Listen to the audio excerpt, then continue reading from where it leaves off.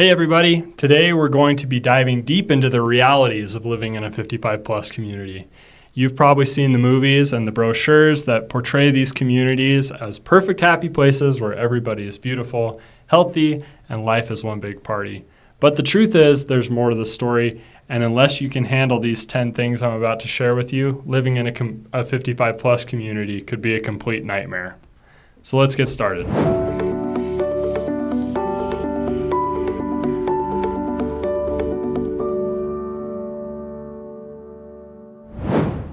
As we jump into our discussion today, it's important to differentiate between the marketing materials and what they tell you and what's actually going to happen in a 55 plus community.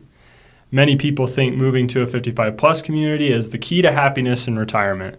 No yard maintenance, no stairs, no shoveling snow, and more social engagement with your peers will solve all your problems, right? Maybe.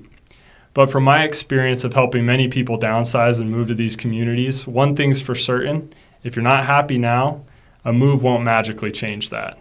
It's true that different amenities offered in these communities can enhance your quality of life. You got pickleball, swimming, golf, social activities. They can add a lot of value, but they won't make you happy. And that leads us to our first hard fact: smiling faces aren't always what they seem.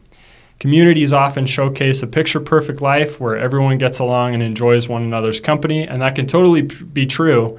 But it's important to remember that people are people.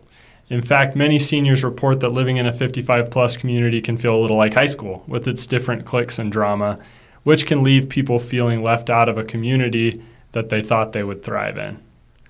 Number 2, beware of grumpy neighbors. This marches hand in hand with number 1. If you have problems with your neighbors now, it's likely you'll have problems with your neighbors in a 55 plus community as well. Though age-restricted communities can seem like a quick fix to get a bunch of people with similar likes, interests, and life experiences together, many retirees are disappointed when they realize that some of us never quite grow out of childish, inconsiderate behavior. Have any of you had experience with a difficult neighbor in a 55-plus community? Let me know in the comments. Number 3, too much time and too little privacy. It's so nice to have so much free time in retirement. Or is it? We've all seen movies and heard horror stories of busybody neighbors who know exactly when you leave the house every day, when you have family over, and even when you receive packages in the mail.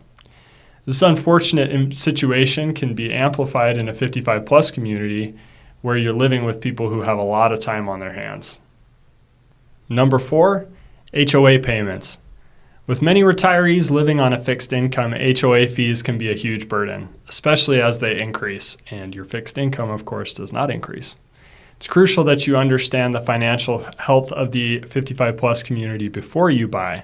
If the community is older, does the HOA cover the roof maintenance? Does it repair the siding of the homes? These can be huge expenses that require fee increases or large special assessments. Now, all that said, HOAs can have some pretty good pros and some pretty good cons. What do you guys think about HOAs? Let's talk about it in the comments. Number 5, HOA boards, a double-edged sword. HOA boards can be overly strict in 55-plus communities because residents often have the time to nitpick every detail. These often well-meaning homeowners can rule and bylaw themselves to death over time as the HOA board membership becomes more and more important to them.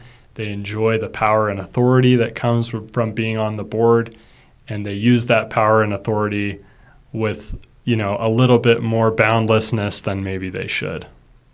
Number 6, the snowbirds and the winter-summer slowdown. In climates that are more seasonal, like northern Utah, lots of people head elsewhere for the winter months. In southern Utah, the heat gets to be a little too much for people in the summer. Where do they go? The same goes for popular 55-plus destinations around the country, such as Florida, the Carolinas, California, and Arizona. The seasonal coming and going varies from community to community, but it's important to remember that as the community ebbs and flows with people coming in and out of it, so will the social connectedness, the programming, the engagement that you find during the normal course of the year. Number 7, finding love. It's not as easy as it might seem. If you're single and hoping to find love in a 55-plus community, know that the odds may not be in your favor, especially for women. Men, in fact, are typically outnumbered 3-to-1 in 55 plus communities. So if you're a man looking for love, it could be great. Don't fight, girls. There's enough of me to go around. If you're a woman, it could be slim pickings. That's just the way that the demographics work. Number 8, crime. Crime still exists. Don't be fooled into thinking that a gated 55 plus community is free from crime. So although there's an added level of security, these communities can face the same issues as anywhere else. It's important to look at the overall area that you're moving to and not to feel overly protected by a gated community or other enhanced security measures. They just might not do the trick if you're buying in a bad community. Number 9, the builder disappears after the sale. Let's get out of here. If you're building in a new community, once you bought your home, don't expect to ever see the builder again. Once the home in the community is sold, surprisingly, all those marketing people that sold you on the community are moved on to the next project and you won't see them again. If you have issues with the amenities or problems with your home, you'll be left to navigate these on your own or with the help of the HOA. So don't be fooled. Last but not least, number 10, politics and other polarizing opinions. Now, since it's an election year, I thought I'd bring this one up. Many people feel like moving into a 55 plus community will feel like the good old days when everybody typically agreed on things and had similar values. Well, spoiler alert, retirees are just as opinionated as everyone else, and again, sometimes more so because they have added time on their hands to pursue politics and other interests they might not have been able to pursue in their working years. As an added thought, it's always 5 o'clock somewhere in a 55 plus community because people are always off work. So whenever you mix alcohol and politics, political debate never turns out for the best.